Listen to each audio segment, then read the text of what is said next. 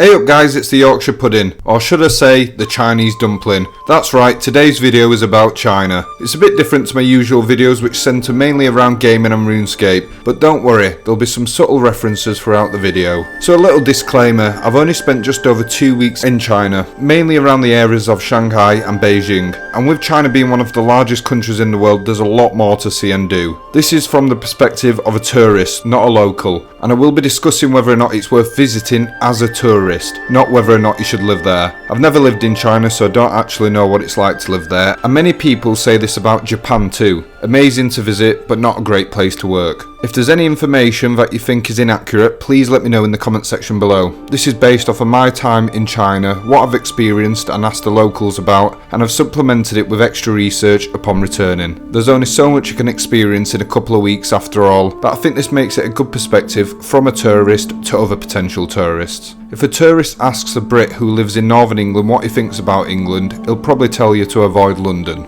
And as much as we like to give each other a ribbon here in England, many people have visited London and really enjoyed it and have since made multiple return trips. Sure, the locals will know a lot more about it and may be able to offer options to visit other parts, but this doesn't invalidate the enjoyment the tourist had from visiting London, even if a trip to York, the Cotswolds, Lake District or Cornwall would have been the locals' choice destination instead. This will be a 3-part series where I discuss and rate China on 6 different topics: food, drinks, culture, things to do and see, cost and accessibility. I'll be rating each one of them out of 10, meaning that 60 points is the greatest place on earth and you should pack your bags right now and set off, and 0 being you should avoid this place at all costs and never speak of it again. No, child. First of all, we have food. Some of you may already know this, but the Chinese food you get back home, most of it's completely made up, as in, it doesn't exist in China. Western Chinese food like Panda Express or your local Golden Dragon takeaway was created by a Chinese immigrant in America many years ago, who brought with him Chinese cuisine but heavily altered the recipes to cater to an American palate. Generally speaking, your local Chinese has more sweeter and thicker sauces, more deep fried dishes, little to no offal or bones, instead the majority being boneless, use less exotic ingredients, partly due to taste, partly due to availability,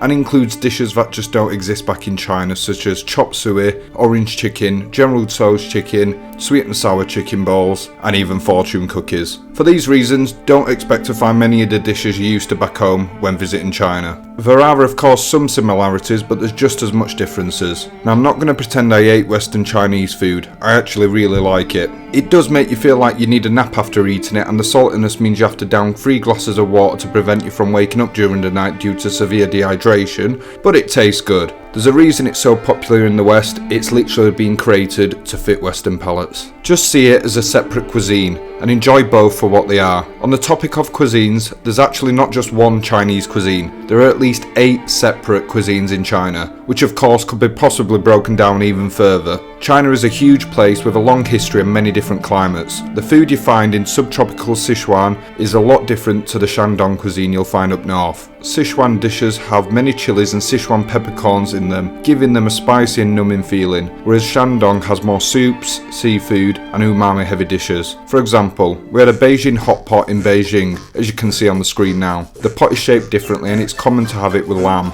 The dipping sauce is made out of peanuts, sesame seeds and whatever this colourful liquid is on top. The Sichuan style hot pot we had in Shanghai, which isn't in Sichuan of course, was spicy and made your tongue go all numb due to the peppercorns. On the menu there's also intestines, tripe and throat to name a few. This is very common in China and you'll see these on the menu in most restaurants, including the Beijing hot pot we tried. The north of China also focuses more on dumplings, wheat-based carbs like bread and noodles, and the south has more rice, which makes sense when you look at where wheat and rice grow the best. Now due to the interconnected nature of the modern world, you can still find foods from other different regions in the area you're in. Rice can still be found up north and bread down south. Distributing these basic grains is not exactly a massive challenge these days, but you can still see how it's influenced the traditional cuisine. One of my favourite cuisines I tried was actually Yunnan cuisine, which seemed to be a lot more fresh, vibrant and with a bit of spice. This is the area southwest of China. Chinese gnome child.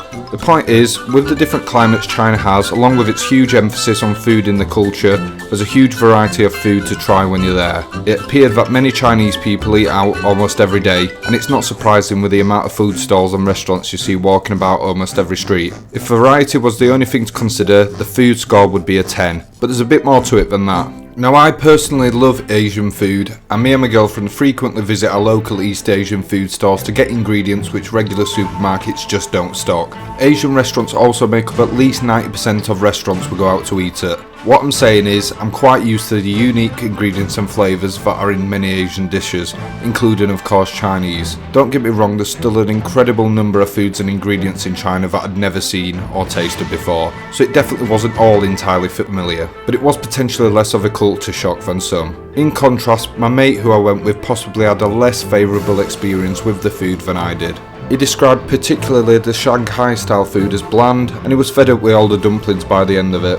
It probably didn't help that he ended up getting an upset stomach after being there for only 24 hours. There were however other foods like the pork noodles up in Beijing that he absolutely loved. Taste is subjective, but as I'm coming at this from a Westerner's point of view, I'll try and give it an honest, balanced opinion of what I think the average Westerner would think to the food. There's a wide variety of foods, so you will find something you enjoy no matter who you are. However, due to the exotic nature and strong taste of some of the dishes, there's also some foods that just don't appeal to the average Westerner. Intestines, throat and tripe as mentioned earlier, chicken feet and offal, crambuans, and also other foods like sea cucumber. If you can stomach the thought of eating one, then that doesn't change the fact that it tastes quite bland. Texture, however, will probably be the main concern for most Westerners, as it's very common to find bones in your food. Not the big ones like in a fire chicken drumstick, I mean tiny half-centimetre shards of splintered bone that have been diced up roughly with a cleaver, where the meat and bone mixture has been deep fried and covered in sauce. We were playing Chinese roulette trying to find the boneless piece and not the piece with the choking hazard.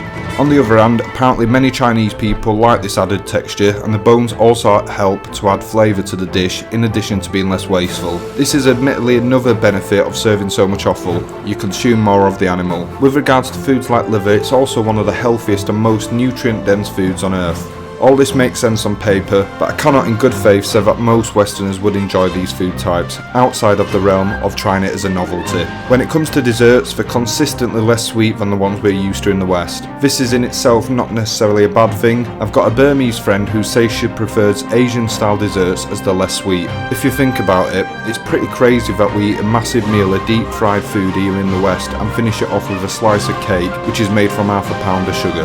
Don't try the desserts thinking that they're going to be sweet or you'll be disappointed. Instead, try and appreciate them for what they are. For instance, mooncakes. They look so sweet, fruity and spongy, right? But the sweetness has been toned down a lot. They do have a unique flavour, but certainly not a burst of summer fruit, and the texture is less spongy and a bit more firm. That being said, I found them really satisfying to eat, and I often enjoy one with my Chinese tea. It's essentially like growing up only drinking vanilla lattes from Starbucks, and then one day having an espresso for the first time. It doesn't mean that the espresso isn't nice, it just means you expect something a bit different when all you used is sugar-filled vanilla lattes from Starbucks. There are other desserts I tried whilst there, and many of them follow a similar pattern of being less sweet than first expected, in addition to the texture and taste also being different. Basically, a rule for dessert is, whatever you think it's going to be, it's not.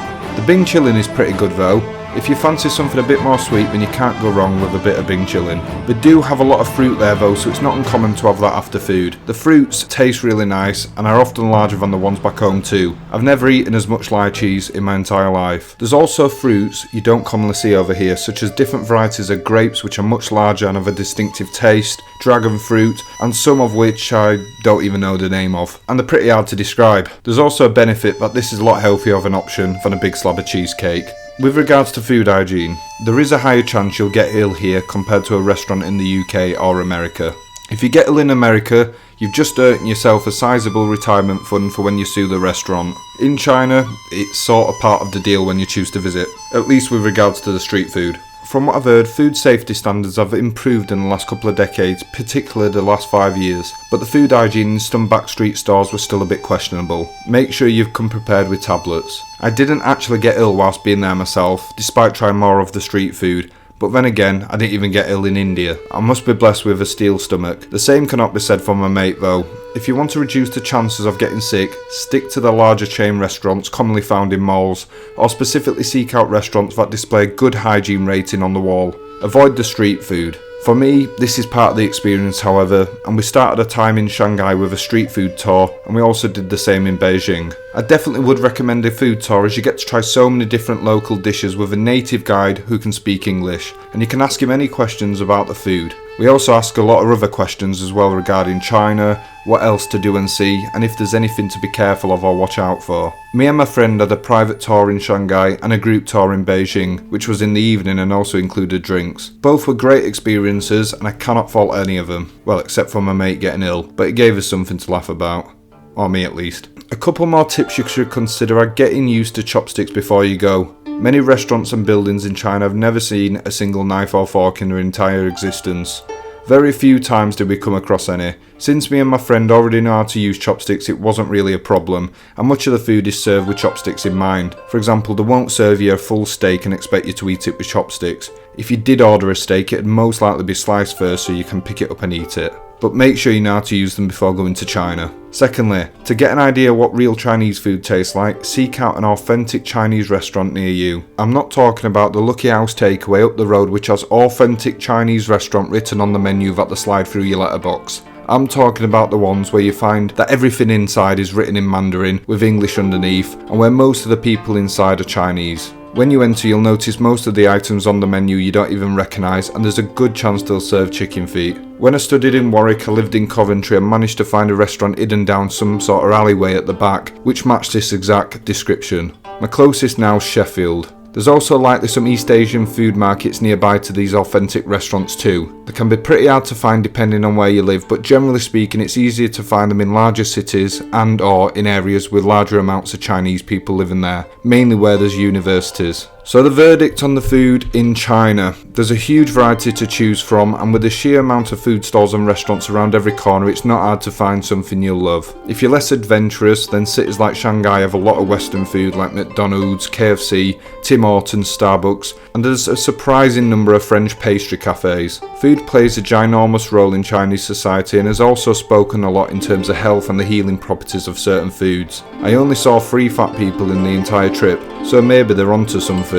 Then again, chicken feet can't be that calorie dense. The food is definitely one of the strong points of the trip, and everywhere I looked I was drawn to each food stand planning my next meal. The Peking duck in Beijing was possibly one of my favourite dishes and actually closely resembled the crispy duck, pancakes, spring onions and cucumbers we get back home. For the breast is more tender, the skin is separate and crispy, it's sliced not shredded, and they dip the fat into the granulated sugar and also have these date cuboids. Cuboids made out of date fruit. I don't know how else to describe them really, but they're really good. I'd rate the food a 10 personally, but it's slightly let down by the hygiene of some, certainly not all, of the food joints. The bones in many of the meat dishes, the huge prevalence of offal and other foods that just don't appeal to the Western palate would also bring it down a bit, but I'd counter that by saying there's enough other food available to find something you like. I've already tried scorpion, tripe, chicken feet and liver before, the latter being something I eat back at home anyway, so I didn't really feel the need to try them again, and I don't think it took away from the experience. I had sea cucumber whilst there, and although I think it was pretty bland and tasteless, it's actually something I've genuinely always wanted to try, so I still enjoyed the experience. I'd give it a solid 9 for food, but my friend rated it a 7 instead, so potentially rating it an 8 would be a good middle ground, more reflective of what the average Western tourist would think. Second section are drinks. Drinks can generally be split up into soft and alcoholic drinks. We'll start with the soft drinks, the most basic of them all, water. One of the locals said that if you drink tap water in China, the chances are you'll probably be fine, but it's not worth risking it. The bottled water's cheap enough anyway. If you want to be super safe, then don't have any fruit or salads as they'll be likely washed in water. Avoid asking for ice in drinks as again, if it's tap water it'll just end up melting in your drink, and use bottled water to brush your teeth with. For me this is a bit over the top, and I ate the fruit, asked for ice, and brushed my teeth using tap water, and I'm here to tell the tale. This does however lead me to a cultural difference. The Chinese believe that drinking warmer beverages aid digestion. This may actually be the case, I've not personally looked into the science but I can see the logic. But what this does mean is it's quite common to be served water or beer that's not ice cold. It might have been partly due to the 37 degrees Celsius temperature with a real feel of 44 due to humidity however. That may have played a slight role. But this is what the food tour guide told us anyway. The range of sparkling, fruity and iced tea drinks are also very abundant in all convenience stores, including the little shops in the alleyways that are essentially people's houses. The fruity drinks are great, and there's no reason a Westerner's palate shouldn't like them. The iced tea is also rarely sweetened, which for me I prefer, but after visiting America it seems that the iced tea there is heavily sweetened, so that may get some getting used to. The milk teas I found are usually sweetened though, so this may be your go-to. They have a unique taste, and if you visit an Asian market near your hometown at home, you'll probably find some of these drinks there. They're genuinely really nice. Some of the iced teas are just tea leaves, but the others seem to be infused with berries or other herbs. I can't for the life of me tell you what they are, as it's all in Mandarin on the bottles and I didn't recognise some of the flavours anyway. You just have to try them all and pick your favourite. We can't have a section on Chinese drinks and not talk about tea. Tea is huge in China. Unlike England, the tea does not come with milk, and it's unsurprising as most East Asians are lactose intolerant, hence why cheese is also rarely found in the savoury dishes unless it's a foreign chain like McDonald's. You do sometimes find milk tea, but I have a feeling this may be a more modern introduction. Maybe someone in the comments could enlighten me on that one. With regards to the hot tea you have in China, it's not simply a choice between English breakfast and Earl Grey. I didn't see any using the lower quality dust which is common in British tea bags, but rather the actual tea leaves themselves. Some examples are white, green, yellow, oolong, red and black teas. The first ones in the list are generally less processed, such as the white which dries naturally, or the green which is unoxidised and is pan-fried or steamed, rolled and dried, and the black being fermented over time. It reminds me a bit of whiskies when you go to a Chinese leaf tea store. You had these round packets of fermented black tea which have been aged for several years. The older the tea, the more expensive it is. There's also a range of herbal, floral and berry teas too. Chrysanthemum was quite common, along with goji berries and rose petals. You'll also see a lot of sweet fruit tea whilst walking around stalls in China as well, and they make great gifts to bring back home. If you enjoy tea, China is the perfect place to go. As part of a Shanghai food tour, we had a tea ceremony at a local shop. This was a great experience and gave a more local feel rather than a hyper-touristy one. However, there's still great traditional tea ceremonies available, such as the ones you can experience here in a town called Sichuan that we found. Yeah, I'm gonna really struggle mentioning all the names in this. I'll just put it up on the screen. The price is a lot higher here, of course, but if you're travelling that far to go to China and it's something you want to do, go for it. Just a word of warning, if you get approached by somebody on the street, usually an attractive young woman, who asks if you want to go to a tea ceremony with them, avoid it. This has never happened to us, but apparently people have experienced following them only to discover that they've been charged £500 for this exclusive tea ceremony when suddenly a few big guys come in demanding you pay. Like anywhere in the world, if people approach you randomly in the street asking you to follow them to a private place, away from everything else, your alarm bells should be ringing. This didn't happen to us, and the only scam we did encounter was a taxi driver who pretended that we could not get picked up by a Didi driver, Didi being their version of Uber, in this specific location and wanted to charge us £8 to take us instead. We said no and loaded up the app and managed to book a Didi from this spot. Not only was he lying, but it was actually the quickest pickup we got in the entire trip, as the driver was already in the car park. It cost us roughly £1.30 as well, as opposed to £8. Don't get the wrong impression, China actually felt quite safe, especially for violent crimes. And I wouldn't be surprised if London, Bradford, Birmingham, Aberdeen and other UK cities are statistically more dangerous. Just be aware that as a foreigner you will stand out, so may be more likely to be targeted for a scam. It may also be common for people to try and charge you more if the prices are not clearly visible on the item you're trying to buy.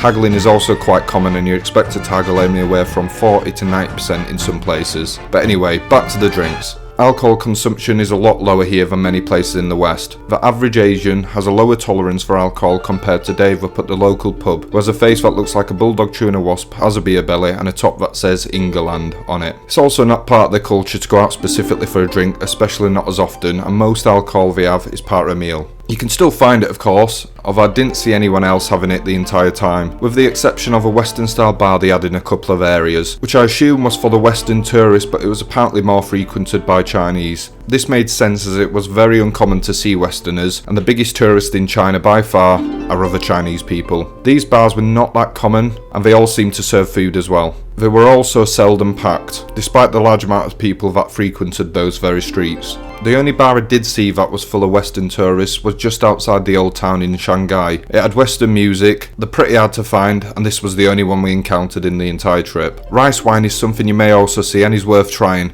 but people usually have this on special occasions. Since you're on holiday, you've got your excuse. The final alcoholic drink I saw regularly was whiskey. I asked the bartender whether many Chinese people ordered it and he said it was mainly Westerners, but this by far seemed to make up the majority of spirits in the bars and in hotels. Of course, this is not specifically Chinese, but I thought I'd add it as an observation. To sum up drinks and give my verdict, the soft drinks are brilliant. There's so many to choose from and they have a wide variety of unique flavours, along with some you'll probably be more familiar with. If you love tea, then this is probably one of the best places to be on earth. It's a shame you cannot drink straight straight from the tap. This would be a bit easier, but it's not the end of the world, and bottled water is all over, and every accommodation we stopped at stocked us up daily. The alcohol side of things is more limited with regards to brands and type, and the beer was alright, but not the best I've tried. It's mainly lager that's very light but less flavourful than some of the beers in Europe, but my friend who's not a fan of beer usually said they're easy to drink. I quite liked the Hygiene light. It was only about 2.5%, so it didn't dehydrate you too much and wasn't heavy on you either. Considering how hot it was when we were there, it was perfect to be honest. There's also some Chinese craft beers which again were nice but didn't blow me away. It's just not part of the culture as much as it is in other parts of the world like Europe, such as Austria, which has many beers, wines and schnapps, in addition to drinking beer with your meal being more common as opposed to Chinese tea. And needless to say, British drinking culture is a whole concept in itself, with the pubs, ales and Daves of the world. I say this because I understand when Westerners go on holiday, for many we like to have a drink when we go abroad. Just don't go over the top, as not only are you in a foreign country, you'll stand out like a sore thumb, and it's not the place you want to do something stupid in. There's also that much to do and see in China that you're likely going to be somewhere the next day, and a hangover's the last thing you need. Overall, I'm going to rate this another 8. The soft drinks are excellent, the tea's world class and easily available. There's plenty of fruity drink stalls dotted around the streets. There's still foreign imports of fizzy drinks like Coca-Cola if that's your thing, and the alcohol's decent, though more limited. The only thing that moves the rating down slightly is the tap water not necessarily being safe, the lack of drinking culture compared to Europe, though definitely still more present than other places like the Middle East, and the beer and water sometimes are a bit warm, though funnily enough I did get beer with ice a couple of times. It must be a thing there. Still going to give this a solid score of 8. That brings the overall score to 16 out of 20 for now, but stay tuned for the next part of the series where I discuss culture and the things to do and see whilst there. If you have any questions about the food or drinks in China that I haven't covered in this video, or if you've visited China and have a different opinion to the ones I've shared in this video, please let me know in the comments below. I'll be interested to hear your thoughts, and until next time, I'll see you later.